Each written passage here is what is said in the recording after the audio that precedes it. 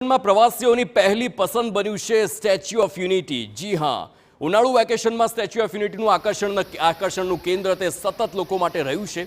છેલ્લા એક મહિનામાં 5 લાખથી વધુ પ્રવાસીઓએ મુલાકાત લીધી છે।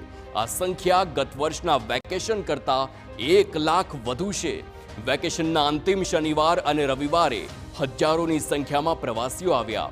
વર્ષ 2018થી અત્યાર સુધી કુલ 2.75 કરોડ પ્રવાસીઓએ દુનિયાની સૌથી ઊંચી પ્રતિમાની મુલાકાત લીધી છે। હું ગઈ છું, વિયેતનામ ગઈ છું, હું દુબઈ ગઈ છું। મેં ત્યાંના અનેક વસ્તુઓ જોઈ છે, ત્યાંના અનેક સ્કલ્પચર્સ જોયા છે, હાઇટ પર વસ્તુઓ જોઈ છે, પણ આટલી સરસ વસ્તુ મેં ક્યારે જોઈ નથી। કારણ કે જે રીતે આ લોકોએ મેનેજ કર્યું છે, આટલી હાઇટ પર સરદાર વલ્લભભાઈનું આજે સ્ટેચ્યુ રાખવાનું, જે આપણા સરદાર વલ્લભભાઈ પટેલ આપણા ફ્રીડમ ફાઇટર હતા અને જે હિસાબે એમને આપણને મહત્ત્વ શીખવાડ્યો છે કે આપણી આઝાદીનો શું મહત્ત્વ હોય। તો હું એકચ્યુઅલી જોવા જઈએ તો મોદીજીને શુક્રગુજાર છું કે એ લોકો આપણને આપણી હિસ્ટોરિકલ વેલ્યુઝ પણ શીખવાડે છે। કાલે સાંજે અમે ગાર્ડન જોયું, ગાર્ડનનો વ્યૂ બહુ જ ફાઇન હતો, લાઇટિંગ વાળું હતું।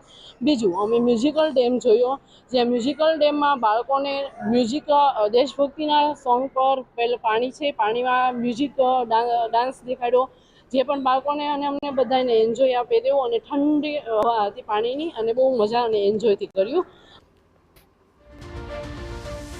41 થી 45 ડિગ્રી તાપમાન વચ્ચે પણ પ્રવાસીઓનો ધસારો જોવા મળ્યો છે।